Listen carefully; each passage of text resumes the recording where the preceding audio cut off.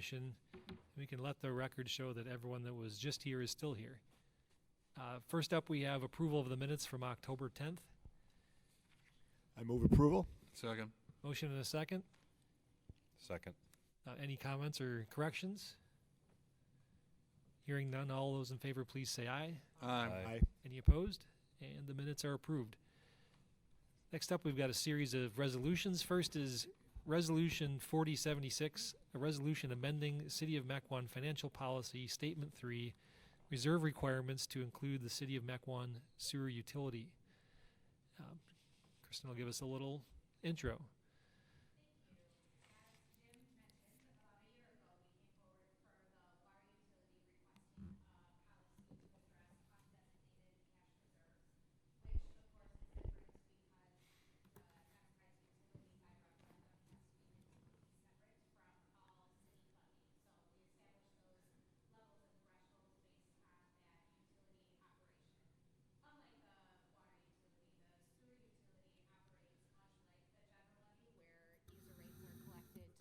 Both levy or taxes and user charges. Therefore, staff is requesting a simple modification to the existing reserve requirements for that general levy to also include the sewer utility. So basically just the same policy we use for the city, just for the sewer operation. Correct. Yeah. Same percentages. Are there any questions from the commission on that item? Commissioner Parrish. Thank you for the explanation. Ultimately, I agree with the recommendation. Just explain the logic. So knowing that there's, after 2024 or 2025, there's projected shortfalls, what's the logic on reassigning the cash now, knowing we'll need it later?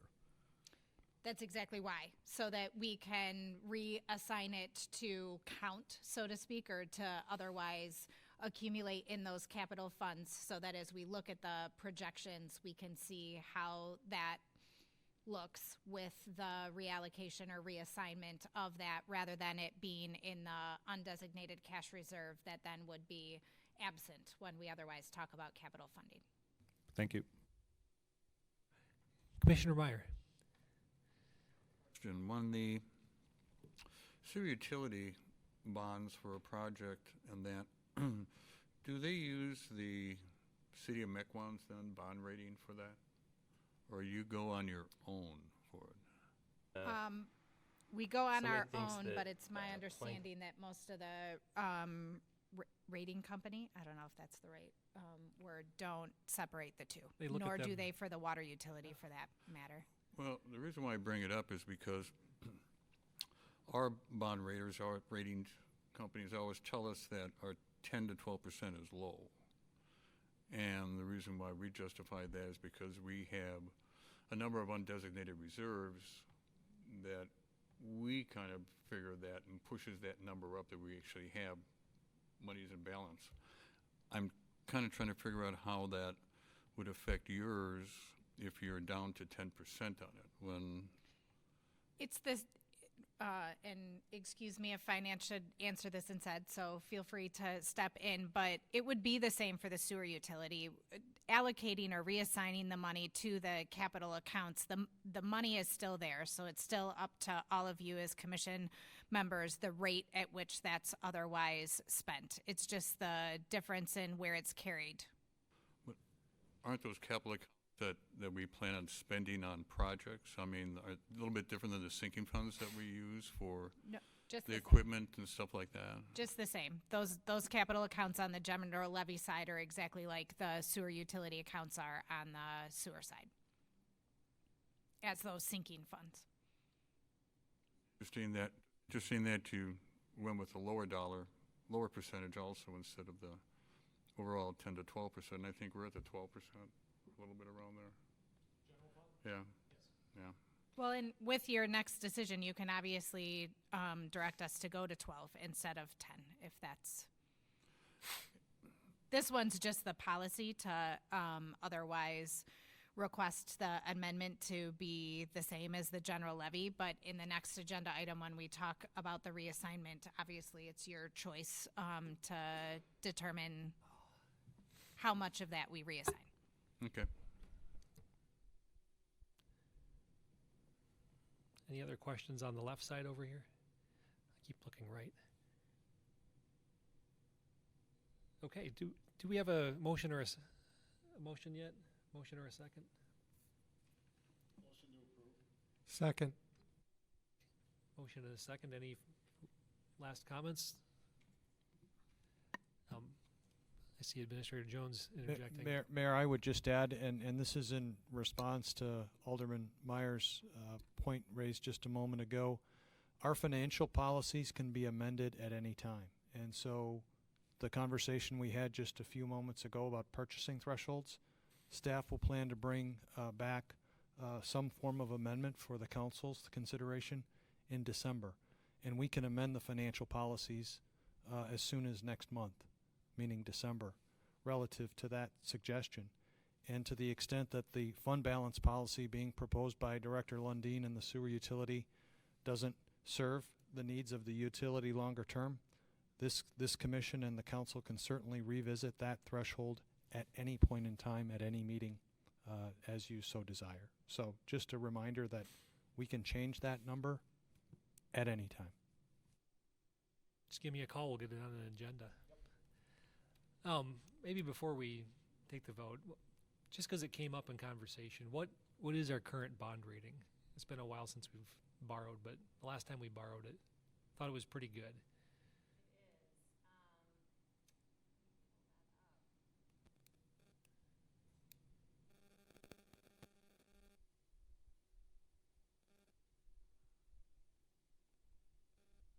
I don't think we're paying a big penalty for having the 10 to 12% policy.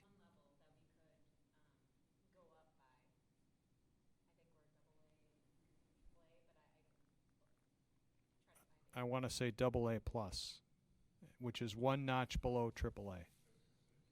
Yes. Yeah. But as it was alluded to earlier, I think whether it's the sewer that bonds or the city that bonds, they look at it as one entity because it's all the same people running it. We just take our common council hat on and put our sewer utility district hat on for the evening. They look at it as the same financial enterprise, even though they're separate on paper. But so we still have a pretty excellent bond rating. It would probably take quite a bit more cash reserves to get that last little piece of bond rating, I'm guessing. Throwing another % or two at it probably wouldn't be enough. I forget now, do we have a motion in a second or no? Motion in a second.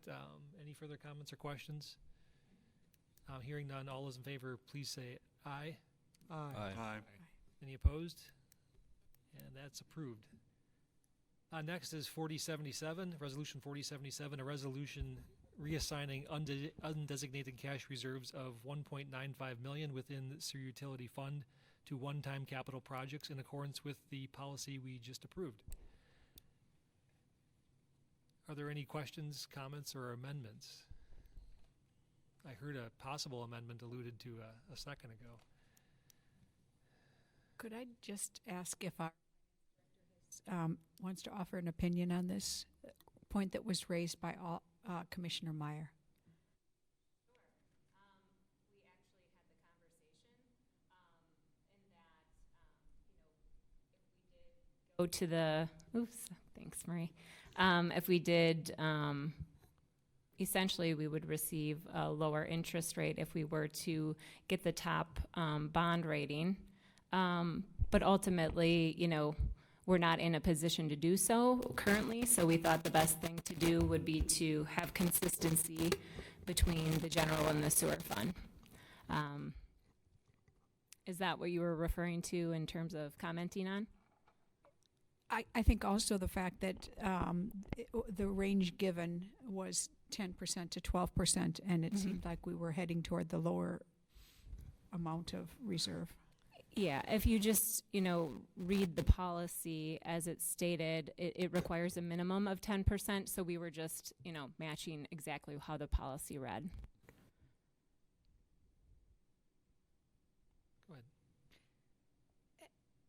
Do you have a point to add, Administrator Jones? Yes, thank you, Mayor. Let me see if I can jump in here for a moment. Referring to the memo on page 8 of the packet, the Finance Department is projecting $2.17 million available for reassignment as of December 31st. Obviously, that's an estimate as we sit here near October 31st. And the consideration before you tonight is for 1.95 million. So we're being conservative in identifying the amount that we're going to transfer over, which on paper right now here tonight would leave us at the 10% minimum fund balance threshold. If the Finance Department is correct in their projections and we actually realize more than $1.95 million in available cash, we should likely hit that 12% threshold if their projections are correct. So we'll have to see how it goes here these last 2 months, but we may be sitting at the 12% threshold at year end. That's a good point. There's a little conservatism built into the estimate of what to transfer for that reason. Any other comments or questions? Thank you for that. That was good supporting info. It was hiding right under our noses. Any further comments or questions, or is there a motion? Commissioner Meyer. Just a quick comment. I think it'd be more prudent that if at the end of the year for a 12% incentive that we keep that in reserve, the extra, instead of increasing that 195 to be more prudent for us to do that. Do you know how close we'd be mathematically? Will do. I think that's the plan. If it comes in better than the 1.95, it's just going to sit in the general fund reserve side of the ledger. And We won't because- increase it past the 1.95. Yeah. And because we're being conservative, we're actually potentially be at the 12% by only reassigning 1.95 instead of the full amount of unassigned available. Yeah, aiming low to be Yes. conservative. That's good to come out of the conversation. If you read it once, it doesn't come right out, but Administrator Jones's comments reminded me of me reading this the second and third time last night. I think I had come to that conclusion and already was comfortable with it. But thank you for the question, for sure. Any other comments or questions, or a motion to approve as suggested by staff?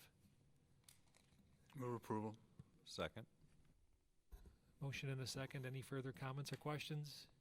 Hearing and seeing none, please call the roll. Oh, sorry.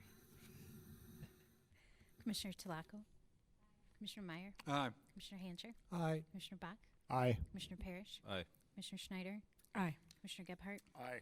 Commissioner Nerben. Aye. And that item's approved. Next, we have item that maybe we'll get a little more discussion, confirmation of source revenue for capital funding in the fiscal year 2024 budget. Take it away, Kristen. We'll see where the questions go. I've asked many so far, and thank you for the responses, and we'll see what the rest of the commission has to say.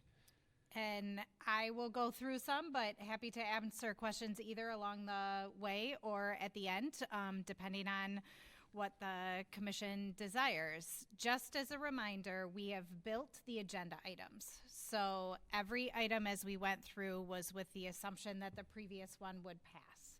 So now that you've recommended approval of the policy and recommended approval of the reassignment, both of those have been built into these subsequent items. So as we otherwise go through and look at what we're doing for our analysis on capital funding, it builds on that $1.95 million being reassigned to those capital funds. So as we otherwise go through and look at what we will eventually approve as a part of the budget, as you know from our last meeting, we are projecting a deficit in the 5-year capital plan. Now, just as a reminder, obviously the 5-year capital plan is just that, plan. We could make adjustments to either delay projects if we needed to, or to consider borrowing if the environment made sense to do so. But based on the studies that the sewer utility has otherwise done, or the recommendations for designs, or the orders under our CMAR and CMOM, this is what the current 5-year capital outlay is as it relates to capital expenditures. Also, as a reminder, the most urgent, or the first scheduled and frankly more expensive, is the replacement of Lift Station E, which we've been in design for and are otherwise moving towards construction and bidding for that project. That's not the only project as it relates to surcharging in the system. You may recall, and those that have been along for the ride a little while ago, for a long time when we looked at this chart, the biggest issue was the East Trunk Sewer project that also projected a deficit. Ultimately, for that project, we determined that a borrowing made the most sense, so we otherwise did that. The replacement of Lift Station E and several adjacent projects are the next in line to otherwise deal with surcharging that we see in the system. Those projects are all detailed out in the CIP that I'm happy to otherwise go through and discuss, but as otherwise indicated last month, by year 3, we're projecting that there would be a deficit in the capital funding, and therefore we're before you tonight to discuss the potential in adjusting both the user rates and the mill rate to provide additional capital funding. That is built into this table, so this already assumes that that additional capital funding would be provided. I do just want to note that if there's a decision to either amend or not to increase user fees at all, the budget, which is the next item, could still move forward. We would just reduce that capital funding by the amended or reduced amount, and the budget that would flow through to Common Council then would have those updated numbers. So the flat budget can otherwise support our operation and maintenance and level capital funding. In that packet, we provided for you several scenarios under which you could consider either a flat budget, which does provide for some capital funding, and then we outlaid 3 scenarios for your consideration, and obviously there are many iterations therein. As staff, we're requesting approval of what we called Scenario 2, which includes a combination of increases to the user rates and the tax rate. For those not aware, our residential users have a flat rate because not all sewer customers are water customers. So we don't have meters that we just talked about for the water utility in all of our homes. So those residential users receive a quarterly flat charge for their sewer. The commercial or non-residential customers receive a volumetric charge. Those are required to either have a meter for sewer bills or are on the city water, and therefore those are charged per 1,000 gallons. And then the tax rate is based on assessed value, which, as a reminder, MMSD and PSE require that all lands within the sewer district are assessed, and therefore not every one of those are customers, but they are otherwise assessed through the levy. The Scenario 2 proposes an increase in the residential flat user charge of $5 per quarter, an increase in the volumetric user charge of 49 cents, and a tax rate increase of 2 cents. The information we shared with you last meeting remains the same about what those increases otherwise would accomplish in the capital funding, and therefore the scenario that we requested approval of based on the residential flat user charge would increase the capital funding by $98,500. The volumetric increase would provide an additional $151,500, and the sewer district tax rate increase would provide $90,000 in funding.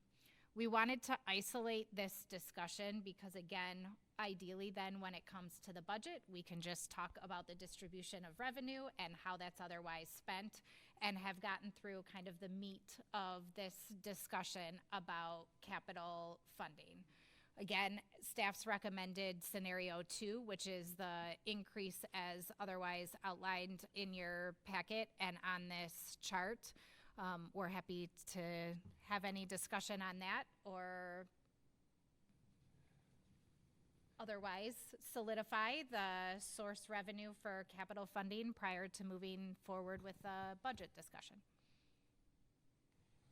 Thank you. Could you back it up to, I think it's what is table 4 in the packet? I knew you were going to do that because I'm not sure I labeled them all, but yes. I think you've got it. It's just, I don't know if it's labeled. Oh, It's yep. That's it. Yep. I think we'll probably most refer to this one, I'm guessing, for most of our questions. I'll open up for the, oh, look, there's lots of volunteers already. I think Commissioner Gebhardt had his hand up first. Excuse me, I've got a couple of questions just so that I'm understanding this. One of them is, am I thinking of it right if we did not approve the increases that we would not be running a deficit in 2024 if all the spending was in line with what's been approved or what you're looking to do for 2024? Correct. That provides 300, I can go back. The capital funding increase is 300 and some thousand. So for 2024, based on current projections, we would still have sufficient funding for what's planned. The only thing I will note is that the lift station E costs are split between 2024 and 2025, so that normally we wouldn't award a project unless we have full funding for that project, and we would not have sufficient funding then to complete the lift station E project. One thing that I'd like to add is that the reassignment, the 1.95 million that was just approved, is not reflected here. So if you look at the year ending 2028, that 5.9, now that the reassignment has been approved, would be 4 million deficit. Okay, so that much was not baked in, but the Right. Yeah. I don't know that it was intentional. It seems strange to bake in a rate increase that hasn't been yeah, awarded Okay. when you didn't put in the transfer of funds within the. Right. Okay, so we have to No, I agree. think of all those red numbers that they're going Right. to be $1.9 million smaller. Right. Okay. Just One time. Well, one time across the board for that one. But and then still not enough to make up the deficit for the lift station E project alone. true, you're still going to run out of money in 2025 at some point, Yes. even if we increase the fees. I mean, that's where it goes. Yep. If you took 1.95 million off of that, it cuts it a little less than in half.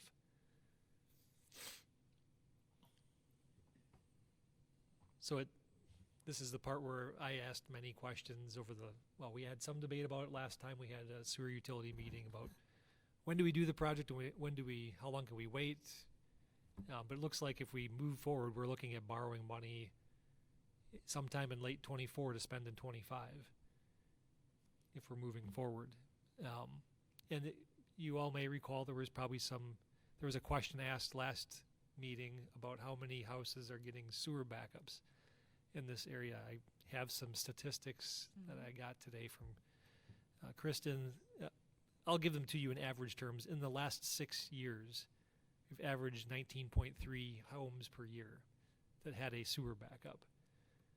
So about 20 reported. Yeah, I'm assuming most people that got it called though.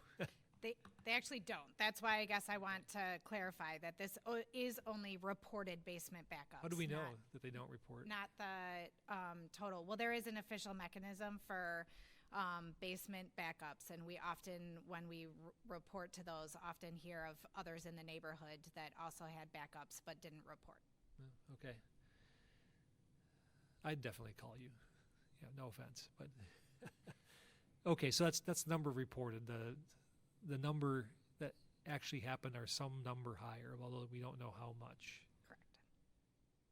Okay, so I thought that was good. When we talk about this, we got this big expenditure to make. Knowing how many people are most impacted helps, I think, set some level of urgency, although it's kind of a middle of the road number in my head. Like, I was thinking if it was 1 or 2, okay, maybe it's not a big deal. If it was 100, it's definitely a big deal. But I don't know. It's always it's a big deal to the one guy who gets sewer in his basement. That's for sure. So I wanted to share that with you all. I think we'll keep on entertaining questions here, and we'll see where we end up. Commissioner Bach. I don't think I've ever reported it. It's happened in my house probably 5 times or 6 times, but mostly it's because of tree roots. So I figured I just had to root that out every 2 years as preventative. But I've never called city. So anyway, but my question was what's the recent history on the residential rate increase? Is that when was the last increase on that, or how often do we does do the city- traditionally increase it every year, not by the same margin as we otherwise are proposing at this point. I'm just going back. I thought I had that, but of course I don't. But I think it's in the next- budget one, so I can get Yeah. that.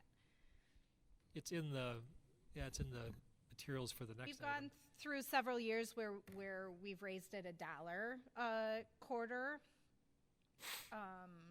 6% is higher than typical? Correct.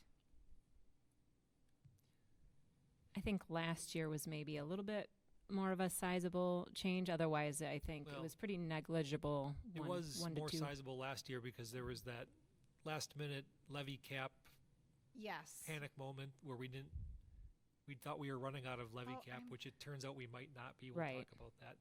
I'm Also, sorry. at some point in this conversation, I don't think we've gotten to that yet, but if you may recall, for those of us that were here last year, we chose to put less on the taxes and more on the user fees to preserve some of that levy cap. But I think we've learned a little more, which I think is part of this item we're talking about. We should probably take some time to discuss that, although that's more of a finance item.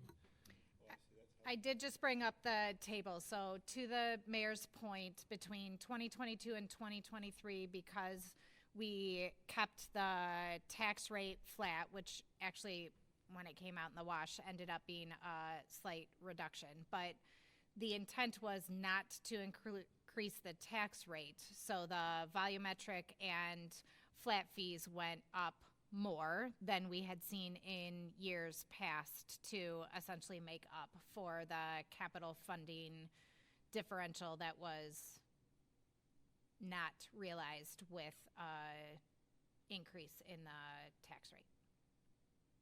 And just for people's reference, the drop in the tax rate in between 21 and 22 is the revaluation, correct? Yeah. So it's not. It looks like the number went down because the value went up.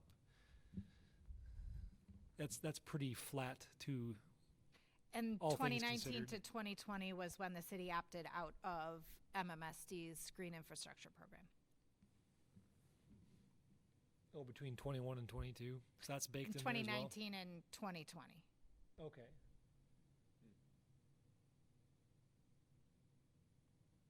So that saved us a little bit there. That's a whole other topic that people probably don't understand, but Yes. we were We're paying not, in, op- we were we're not paying in, recommending opting back in, so No, we don't we're- have to discuss that at this point. it saved us some money because we were paying in about $1 and getting back at best 50 cents, I think. Commissioner Parrish. Thank you, Mayor. Good comments so far. I guess it feels like so we're $10 to $20 million short starting in 2025 through 2028. No, that's year over year. So the deficit, So each year, if you were to add up the losses. you don't add up because Oh, they're already Oh, added that's up. cumulative? Yeah. Okay, Yep. got it. What happens after 2028? Do the needs go down more, or is this? the mayor asked the same question this morning. I would say they certainly don't go away, but the completion of the surcharging work does go beyond 2028, but at least at this point, at a smaller anticipated scale than like the Lift Station E project. We have other either sections of pipe that would have to be relayed, somewhat similar to what we did in the East Trunk Sewer project, but not on as large of a scale. So there are other projects that reach several $1 million, but not as many that anticipate reaching $8.8 million. It's just such a stark contrast with the water utility where we were able to accumulate money.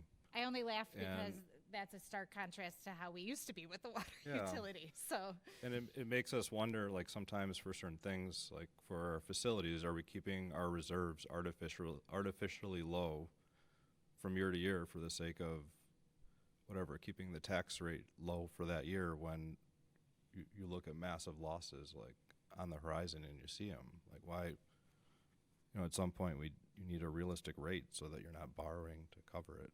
So I don't know. I guess I wish we had a higher rate a few years ago and we had been accumulating more reserves so it's not these big increases.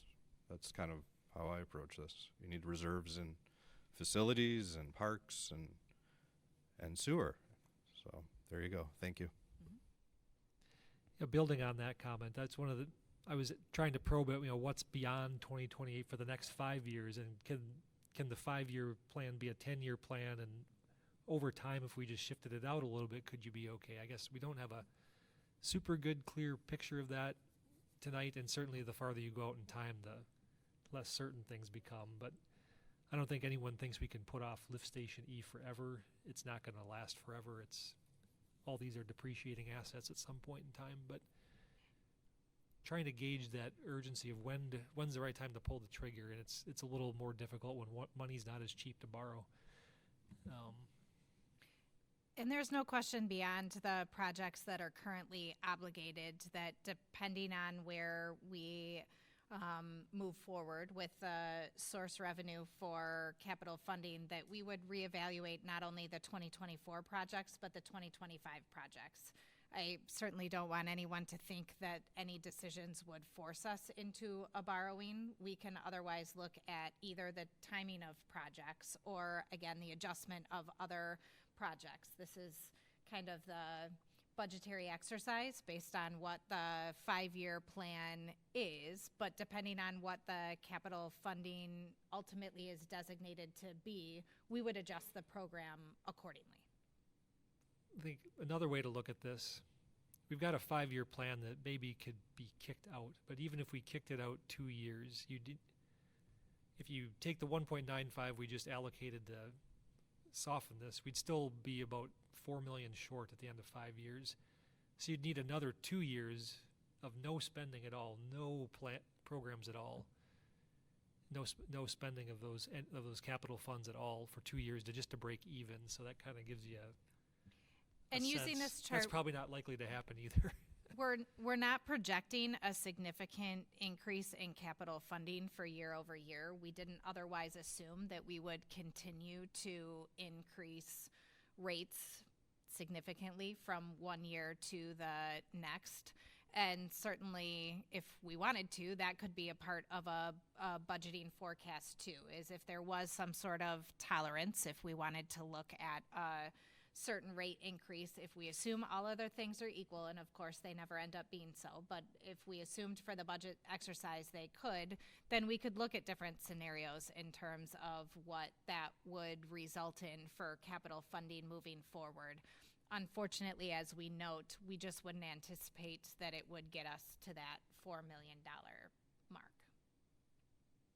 So you programmed in one rate increase and then just held it across through to 2028. Basically, I mean, the capital funding line there goes up, I believe, but, I mean, well, there's one when the debt falls off, but other than that, it's only $50,000 a year. So The debt falls off between 25 and 26, and then beyond that, it's just net new construction. Correct. Well, and not even really. It's just $50,000 because we just figure that's how it'll come out in the wash in the math.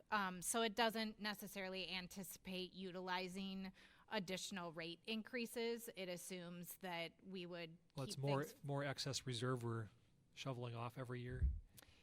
Yeah, well, and Stay within again, our because policy. we can do levy or rates, we just didn't want to presume that because you may consider one for this year, that that would be how we would fund things moving forward. So we didn't make the assumption that there would be a continued increase in rates, be that levy or flat or volumetric charges. We, for this budget exercise, otherwise assumed it would mostly remain the same after that increase. Okay. Commissioner Gebhardt. I'd just like to make a comment.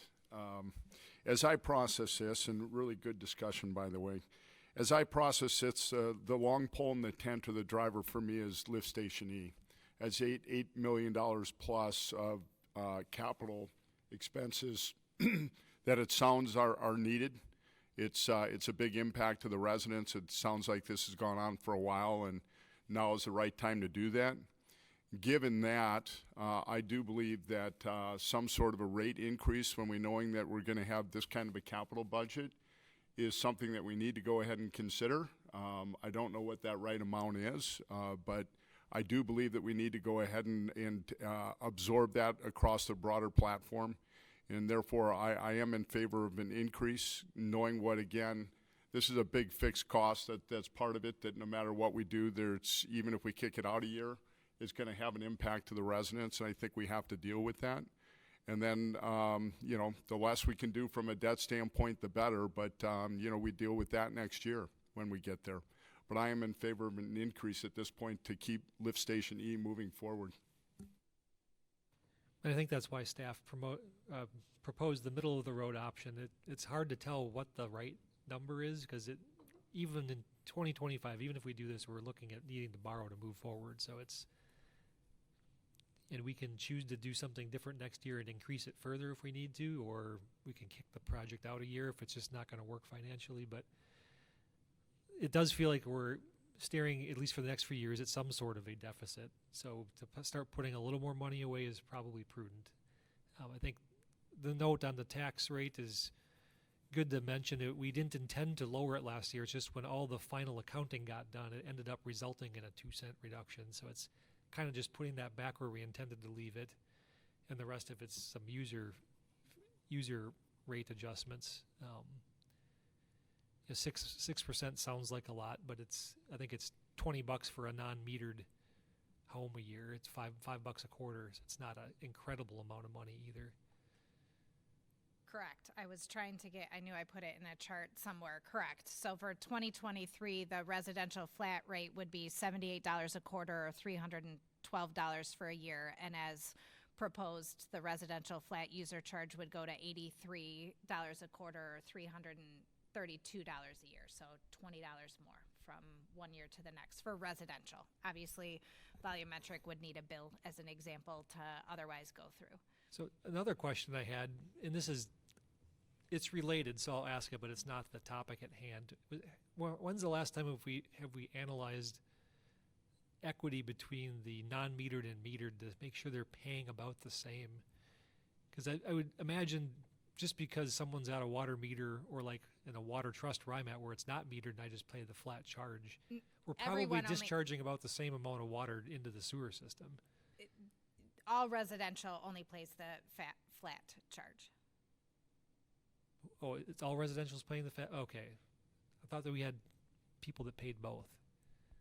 Or is it only the industrial users? Industrial or commercial or non-residential, as we call them. Okay. That's how we're different, because we've got those split. So it makes us hard to compare ourselves with other utilities, because most other utilities have all sewer customers that are also water customers. Yeah, so it's they all do charge on volume-based. volumetric rates. Okay. Thanks for that clarification. Okay.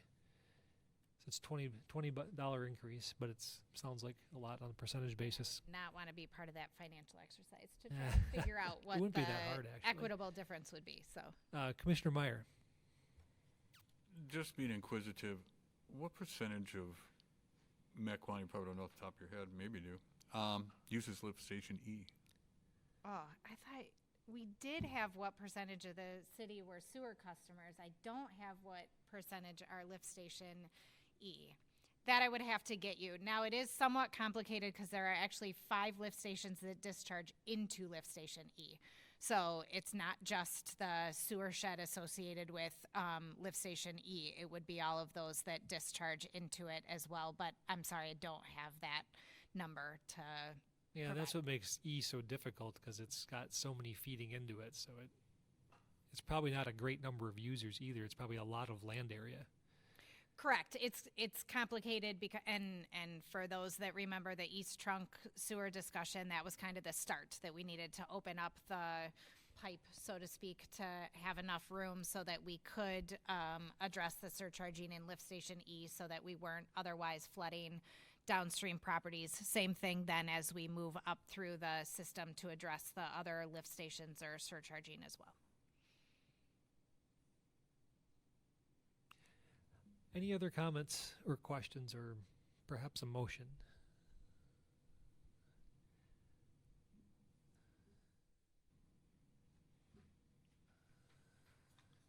Before we get too far into this, though, we should explain the newfound levy capacity. It's wrapped into this item. It's not getting a lot of play center stage here, but maybe finance would want to take over and discover and talk about that one. There was a discovery in the last couple of weeks in preparation of this item that maybe alleviates some of our concerns over using levy cap, because this is a slight, the proposal is a slight increase to taxes, and we're concerned about metering out our last 5 cents on the city side, which could be used on the sewer side, but we're less concerned now. Jennifer, It was a conversation. give us a quick overview a couple there? of months ago. Sure. A couple of months ago with Ellers and the finance or budget team, and so if you take a look at this depiction, there's an adjustment, and this is on the levy limit worksheet, which is a report that goes to the DOR, Wisconsin DOR, in December. And so essentially this number, where I have levy 2.551 million, that is the debt adjustment that goes onto the levy limit worksheet, which is a plug. This is a plug number to get you to what you actually want your levy to be. And so how the city has calculated the cushion or the capacity is between the levy and the minimum amount that you can claim. And then there's also the maximum amount that you can claim.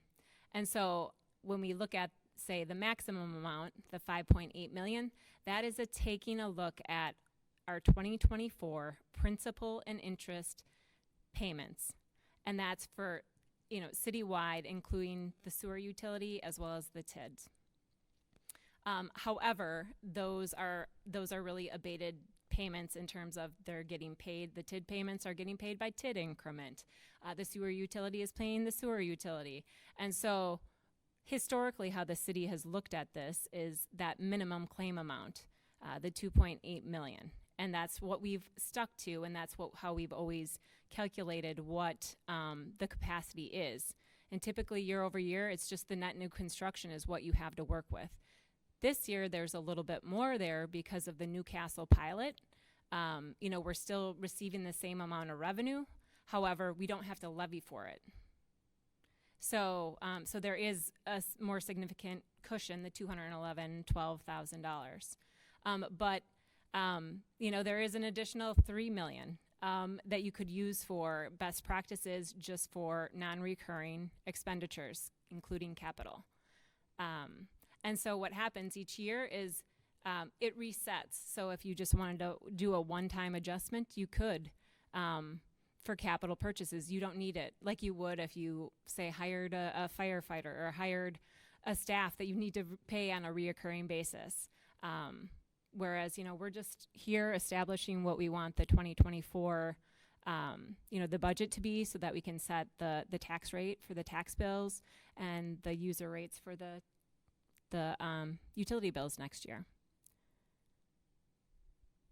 So hopefully that helps.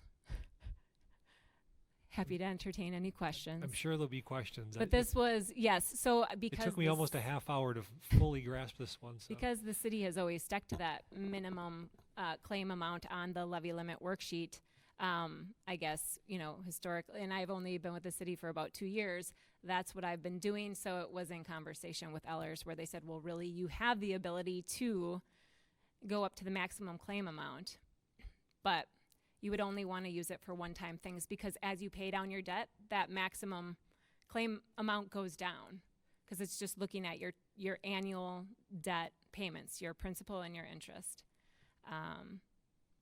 So you wouldn't want to fund operations with it. No, but you don't want to would- fund operating can- expenses with You that. can use it for capital purchases. Sure. So and it made my head hurt to know that somehow the TID borrowing helped us in all of this because we usually think of that as a compartmentalized thing off to the side. But I guess if you think about it, it is getting funded with tax revenues. It just all stays within the TID, so you normally don't look at it. But on paper, it can help you other places. So Yep, the levy limit worksheet, yes. it's a new lever we didn't know we could pull. Yes. So we're a little less concerned about using our last 5 cents. So I just wanted to get that out of the discussion because it's hard to read in the packet and wrap your head around. And we talked about it last Tuesday, and I think I talked about it with Kristen for a half hour and Jen for another 20 minutes before I kind of accepted that I understood it. 10 of that was probably her undoing what I had to tell you.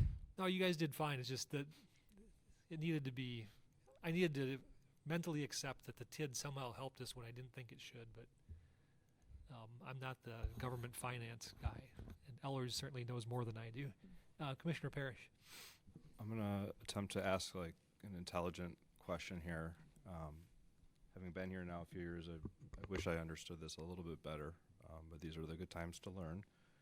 So what does that $3 million really look like in terms of, that could be a 1-year thing, and are you saying like all the fees to the taxpayer would go up such that we will have generated that much extra revenue? Or what is that Happy number? you're looking at me, but Yeah, I no, can't I'm answer that happy to. question. Well, you always have try the to- I know answer, this so was you, but probably more directed just at can you just me. like, what does that mean and why is Andy so excited about it? So I'm excited about it. I'm at the stage of acceptance now. I haven't formed an opinion on it, but I mean, $3 million. Could you increase the sewer tax rate by 60 cents and gain almost $1 million additional dollars? Yes, you could, but I don't know that you want that kind of volatility in your tax rate. But you could, because it's for capital purchases. It resets the next year, but essentially that's what that means. Administrator Jones. But to expand the conversation for just a moment as we head into our mid-strategic plan workshop plan for early next year, if we're in the realm of talking about our next big facility project citywide or additional funding for our recreational facilities, i.e. the pool or the civic campus behind us here at City Hall, this comes into play relative to those capital expenditures and how we may go about financing those through additional debt. So something to keep in mind, and we'll probably see this slide again as we march forward on that conversation into next year.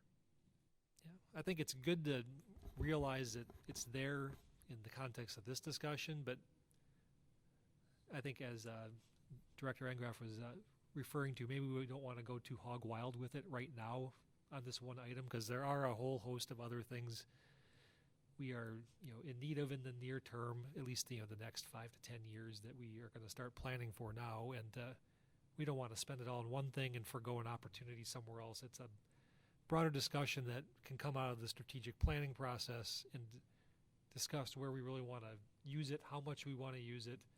And we're certainly not prepared to have the totality of that conversation tonight.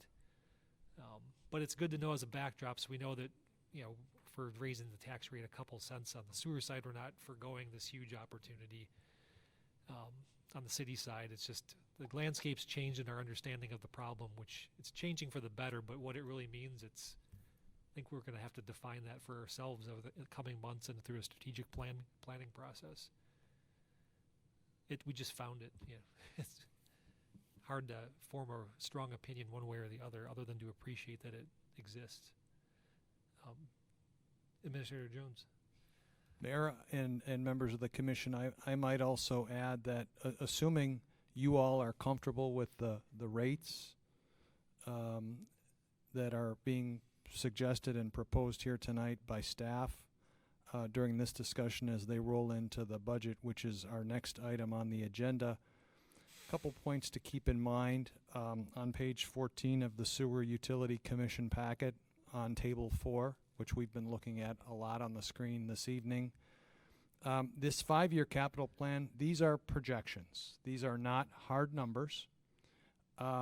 There's an asterisk on the chart which indicates that the East Trunk Sewer Project, which was completed back in 2017, we borrowed $19.4 million, and the project only wound up costing us $15.9 million, and we saved $3.4 million on that project. But there was an estimate at the time that it was going to cost X, and it turned out it cost Y. And so we need to put stock in these numbers. We need to put stock in the fact that there's a projected deficit over the 5-year term. But right now we're in design for the Lift Station E project. At some point, we'll have the consultant coming back with final design. The council will review that and approve and then authorize that project to be bid, and that will be a competitive process, and we'll see what the prices come back at. And that will factor into the numbers that are included here in this chart. And then I talked a moment ago about our mid-strategic plan workshop. I would like the opportunity to work with staff in this 5-year plan, as well as our financial advisors at Ellers, to look at our long-term debt financing, which is scheduled to drop off here in the sewer utility by 2031, and to overlay our debt financing opportunities relative to our capital needs to see, what opportunities for additional debt financing exist relative to the sewer rate, which we're looking to adjust nominally here this evening. And we could bring that back and add that as a component to that mid-strategic plan workshop agenda for early next year, because we'll be talking about long-term capital financing relative to facilities, relative to parks. Sewer can just jump on for the ride. We should certainly include it so we're not hit with a surprise later. Make decisions with all the information, not a subset of it. Someone have their hand up over here, Commissioner Gebhardt. Well, I'd like to throw a motion out there. I'd like to make a motion to go ahead and approve staff's recommendations for the increase in the rates and the charges. I'll second. Motion and a second. Any conversation? Commissioner Talaco. Just one question. How come you're suggesting both like a flat user charge increase and volumetric? Like, why not just increase the user charge by to $10 instead of doing each of them?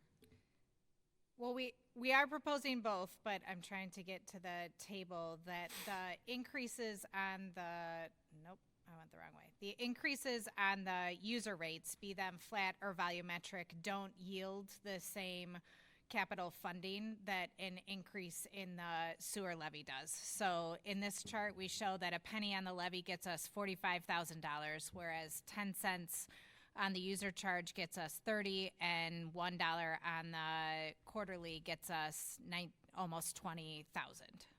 Well, and if we only did the user fee, which is for all the residential customers, and we didn't do it on the volumetric flow, which is for the commercial customers, then the commercial customers would get a free pass. Correct. We were trying to do an equitable, when you look at the percentages here for the flat rate and the volumetric, one of them 6.1% and the other is 6.5%. So we were trying to give an equitable increase in the rates for both residential and commercial users. And then the 2 cents on the tax rate was really where we intended to leave it last year, but due to final accounting at the end of the year, we left a little bit on the table. And not that we need to go back to it, but that was traditionally, capital was funded through the levy, whereas O&M was funded through the rates. We've just transitioned away from that the last several years, but that's how we built the capital funding up until that point. Well, once things start to come into clearer focus next year, when we start getting project actual costs and we have more of a discussion on the long-term financing, we could talk about trying to shift back to that. But we don't want to be rocketing things up and down on the tax rate year over year. But perhaps if things come into clearer focus, we can reevaluate getting back to that. Well, and to your point, I'm happy to build the idea of consistent rates, be them increase or not. I mean, I not only personally experienced, but there are many adjacent municipalities that have had to have significant, I mean, Port Washington, Port Ren is going to have a 67% rate increase. So when you otherwise talk about, where utilities get, I don't ever want to have that discussion. So I would rather have these discussions and, try and come up with a reasonable goal of how we're going to move forward. But I don't want to have those discussions. We don't either. We appreciate that. Yeah, we're trying to stay ahead of it so we don't end up in a situation like that. So I think it's the motion in the second, and we'll see where the vote lands, kind of allude to the fact we want to stay ahead of that and plan for the future and not be surprised in the future. So thank you for that. We have a motion and a second. Any further comments or questions? Hearing and seeing none, let's call the roll on this item too. Commissioner Tlaco? Commissioner Meyer? Commissioner Hancher? Aye. Commissioner Bach? Aye. Commissioner Parrish? Aye. Commissioner Schneider? Aye. Commissioner Gebhardt? Aye. Commissioner Nervin? Aye. And that item is approved as recommended. Getting back, we just now have the final item, Resolution 4078, approving the fiscal year 2024 budget, which should be easy at this point. Does anyone need any further discussion or input from staff? I think we've implemented everything as recommended, so it should be pretty straightforward. Any comments or questions on the budget? Hearing and seeing none, please call the roll. Oh, we And do move to need a approve the motion budget. in a second, though. Yeah. I assume that's On the coming. mover. Okay, motion in a second. Please call the roll. Commissioner Tlaco? Commissioner Meyer? Aye. Commissioner Hancher? Aye. Commissioner Bach? Aye. Commissioner Parrish? Aye. Commissioner Schneider? Aye. Commissioner Gebhardt? Aye. Commissioner Nervin? Aye. We need just one more motion tonight. Motion to Move to adjourn. adjourn. Second. Motion in a second. All in favor, please say aye. Aye. Any opposed? We're adjourned.